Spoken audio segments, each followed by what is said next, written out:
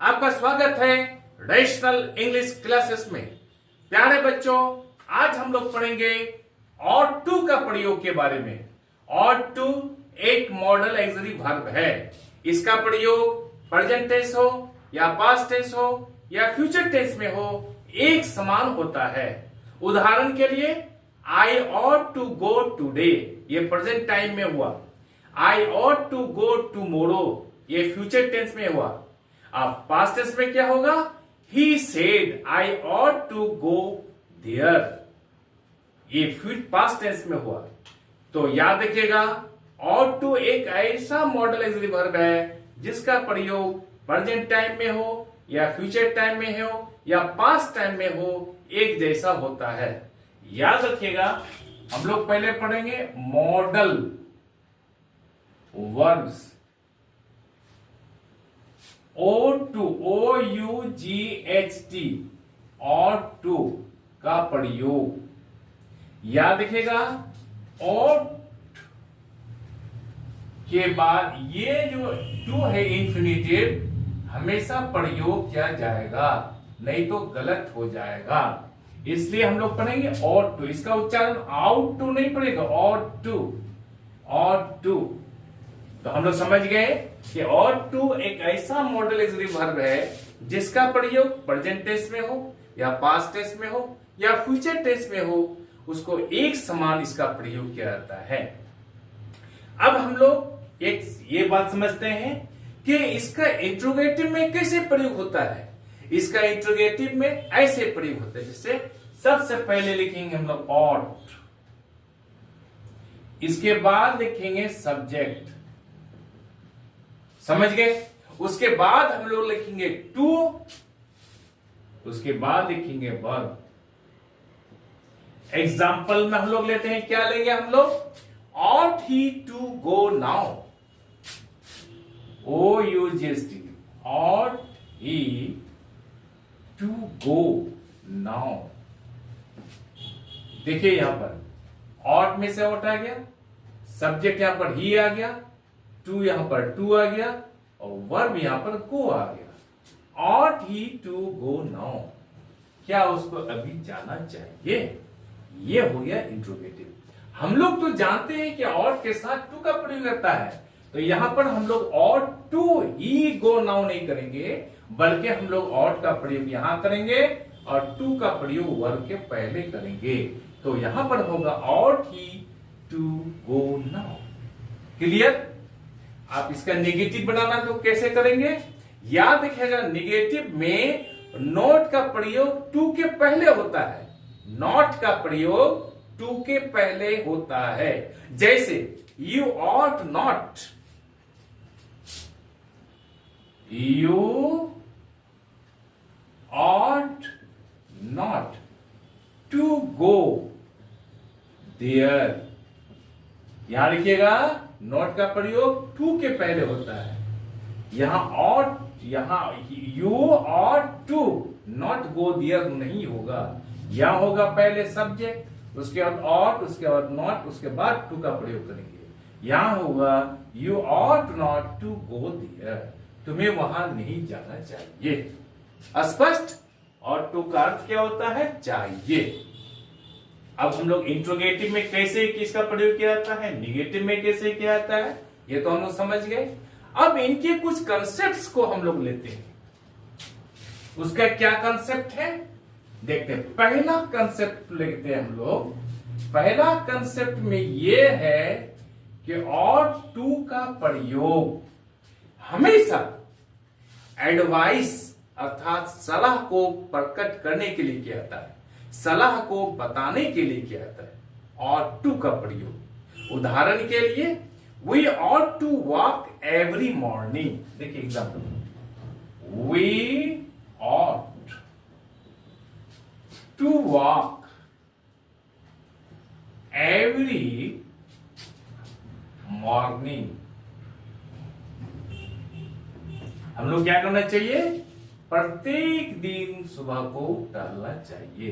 Every morning we ought to walk every morning, we ought to walk every morning।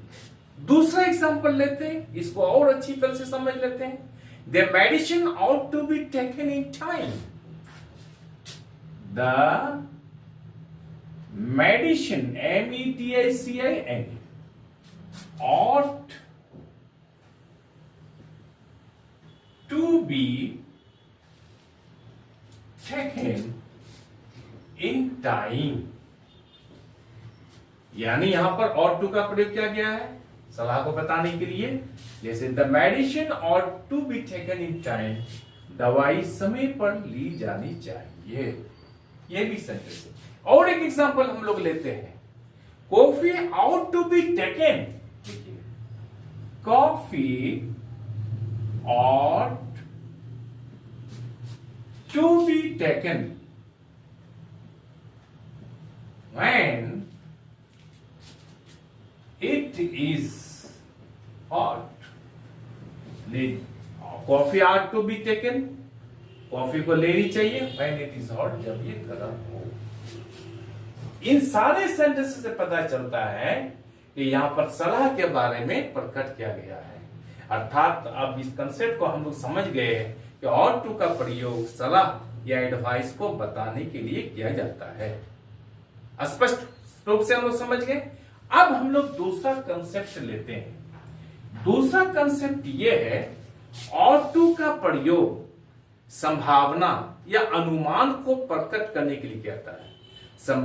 संभावना या अनुमान को बताने के लिए किया जाता है। प्रोबेबिलिटी या गेस को बताने के लिए किया जाता है। कैसे, इसको हम लोग एग्जाम्पल के द्वारा समझते हैं। Mohan ought to be here now. Mohan ought to be here now. ये क्या है? पॉसिबिलिटी, संभावना है। He ought to stand first in the class. He ought to stand first, F-I-R-S-T, first in the class. देखिए उसके अंदर ये इतनी क्षमता है, मेरिट है कि वो क्लास में, वर्ग में प्रथम आ सकता था, लेकिन नहीं आ सका। तो हम लोग क्या बोलते हैं, he ought to stand first in the class, उसे क्लास में क्या करना चाहिए? प्रथम आना चाहिए। स्टैंड फर्स्ट, प्रथम आना चाहिए, लेकिन नहीं आ सका, अनुमान था। तो अब इस कंसेप्ट से ये पता चलता है कि ought to का प्रयोग किसके लिए? प्रोबेबिलिटी या पॉसिबिलिटी, संभावना या अनुमान, गेस को प्रकट करने के लिए किया जा सकता है। स्पष्ट। अब तीसरा कंसेप्ट को लेते हैं प्यारे बच्चों, इसको ध्यान से देखिएगा। ought to का प्रयोग कुछ ऐसे एडवर्ब्स हैं, कौन कौन है?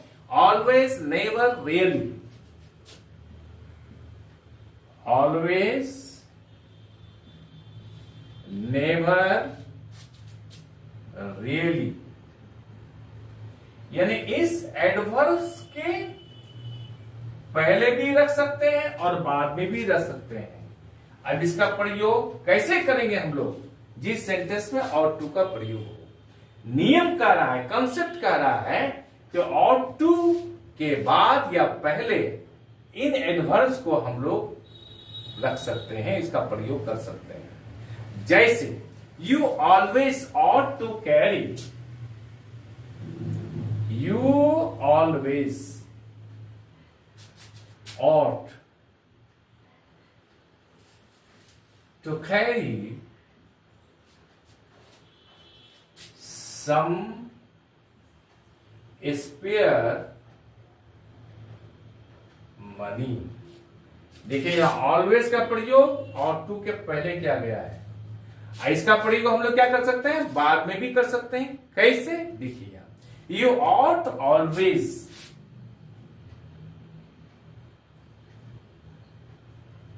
you ought always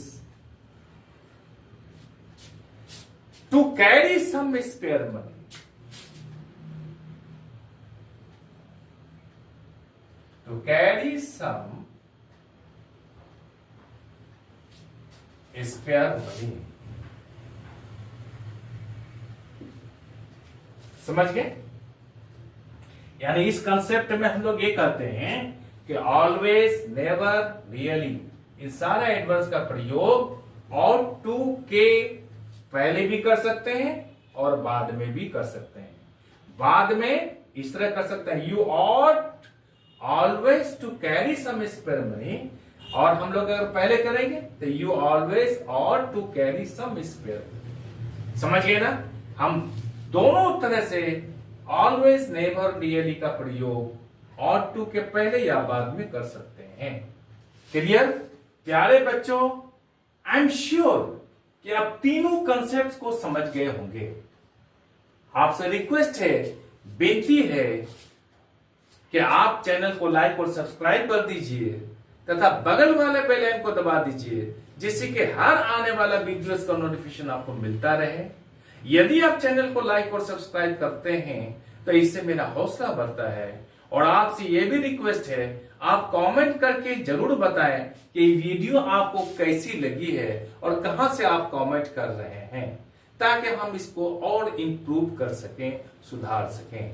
आज हम लोग यहीं तक रखते हैं, बाकी बचा हुआ कंसेप्ट्स को कल हम लोग समझेंगे। बाय।